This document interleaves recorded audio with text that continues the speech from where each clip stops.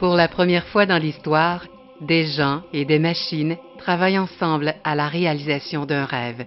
Une force solidarisante ne connaissant aucune frontière géographique, sans souci de race, croyance ou couleur. Une nouvelle ère dans laquelle la communication unit les gens. C'est l'arrivée du net. Vous voulez savoir comment ça marche? Cliquez ici pour commencer votre voyage dans Internet. Que s'est-il passé exactement lorsque vous avez cliqué sur ce lien? Vous avez libéré un flot d'informations. Cette information est acheminée à votre propre salle du courrier où M. IP la place dans des paquets qu'il étiquette et qu'il envoie à leur destinataire. Chaque paquet ne doit pas dépasser certaines dimensions. La salle du courrier doit décider comment diviser l'information et comment l'empaqueter. Le paquet IP a maintenant besoin d'une étiquette contenant des informations importantes comme l'adresse de l'expéditeur, l'adresse du destinataire et le type du paquet.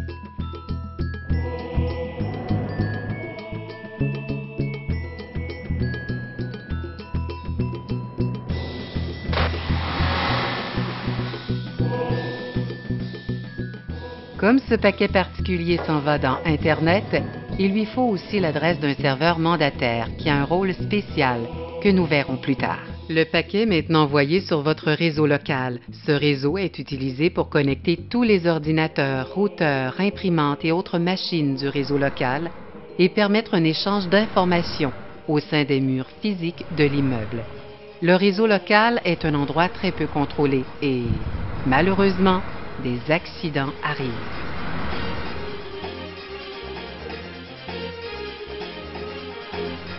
L'autoroute du réseau local est pleine de toutes sortes d'informations. On y trouve les paquets IP, les paquets Novel, les paquets AppleTalk. Ils se déplacent à contresens comme d'habitude.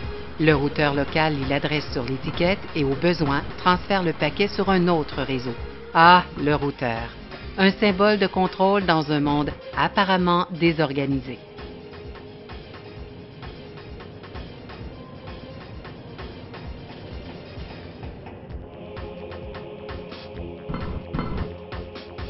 Tiens, le voilà, systématique, indifférent, méthodique, conservateur et parfois pas tout à fait à la hauteur.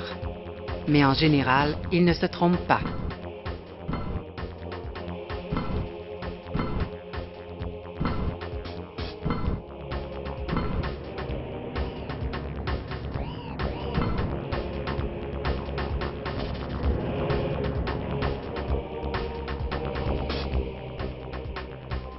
En quittant le routeur, les paquets se dirigent vers l'intranet de votre entreprise et vont droit au commutateur du routeur. Un peu plus efficace que le routeur, le commutateur du routeur joue un double jeu avec les paquets IP, les remettant adroitement sur le bon chemin, un peu si vous voulez comme un guide intelligent pour machine à boules numérique.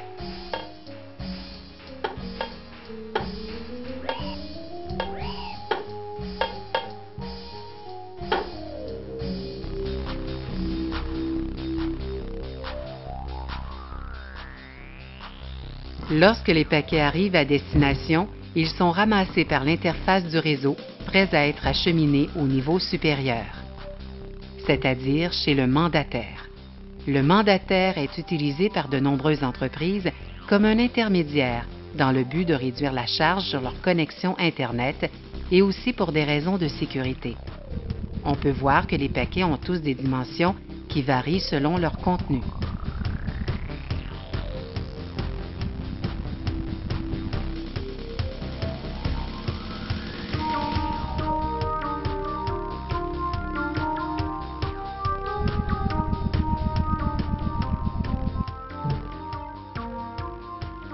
Le mandataire ouvre le paquet et y cherche l'adresse web ou URL.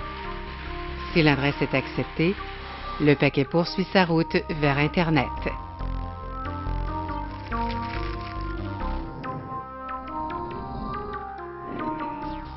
Il existe cependant des adresses qui sont rejetées par le mandataire, c'est-à-dire en vertu des directives de la direction de votre entreprise. Ces paquets sont traités de façon sommaire. Nous n'allons pas toucher à cela. Par contre, si l'adresse est acceptée, le paquet reprend sa route.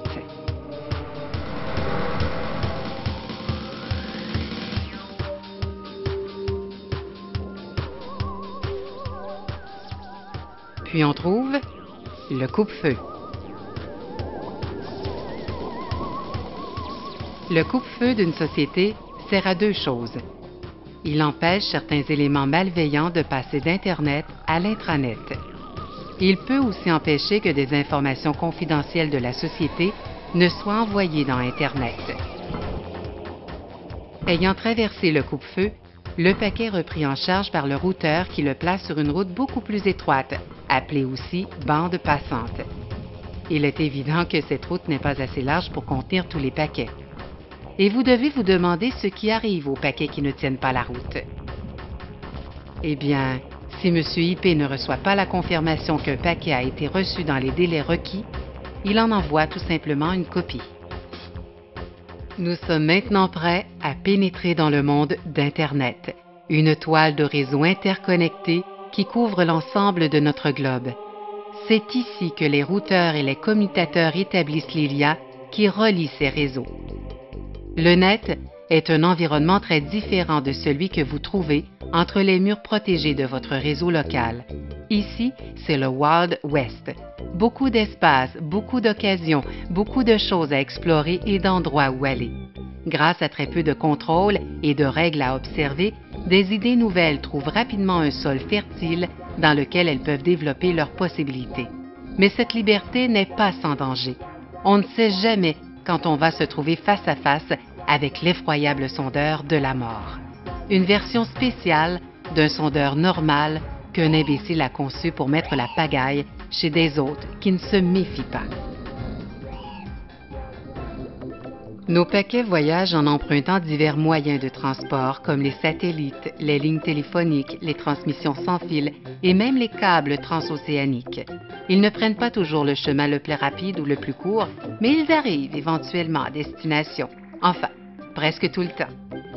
C'est pourquoi Internet veut aussi dire prendre son mal en patience.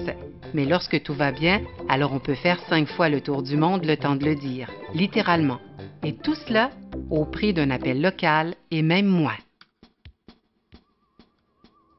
En fin de parcours, nous allons découvrir un autre coupe-feu. Selon votre perspective en tant que paquet de données, le coupe-feu peut être soit un bastion de sécurité, soit un adversaire dangereux. Tout dépend du camp auquel vous appartenez et de vos intentions.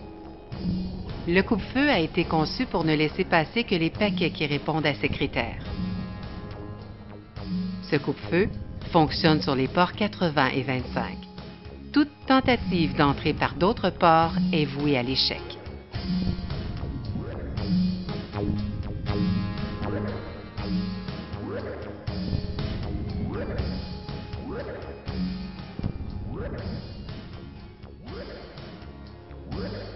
Le port 25 est utilisé pour les paquets de courriel, alors que le port 80 sert d'entrée aux paquets provenant d'Internet et se dirigeant vers le serveur Web. À l'intérieur du coupe-feu, les paquets sont inspectés plus attentivement. Certains paquets passent vite à la douane, pendant que d'autres ont l'air un peu plus douteux. L'officier du coupe-feu ne se laisse pas tromper facilement, comme lorsque ce paquet sondeur de la mort essaie de se faire passer pour un paquet sondeur normal.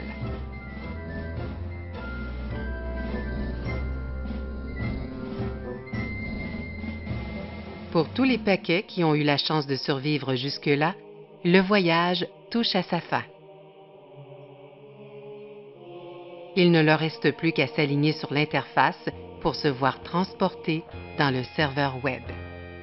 De nos jours, un serveur Web peut fonctionner sur divers appareils, allant de l'ordinateur central à une webcam, en passant bien sûr par l'ordinateur de bureau. Et pourquoi pas votre réfrigérateur? Bien configuré, il pourra vous dire si vous avez les ingrédients nécessaires pour faire un poulet chasseur ou si vous devez aller les acheter. Rappelez-vous qu'avec l'arrivée du net, presque tout devient possible. Un par un, les paquets sont reçus, ouverts et déballés. L'information qu'il contenait, c'est-à-dire votre requête d'information, est envoyée à l'application du serveur web.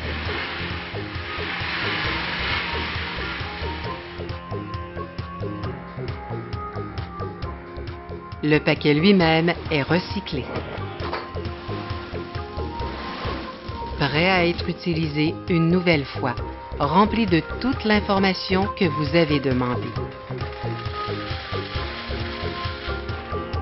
Adressé et remis sur le chemin du retour vers vous. De nouveau à travers le coupe-feu, les routeurs et Internet.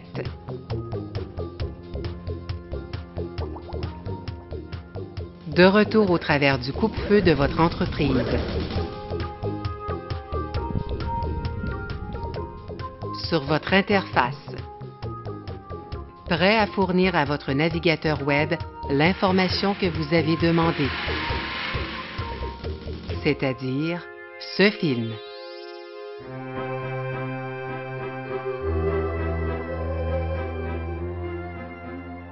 Heureux des efforts accomplis et ayant confiance en un monde meilleur, nos paquets de données chevauchent heureux vers le coucher de soleil d'une nouvelle journée, sachant qu'ils ont bien servi leur maître.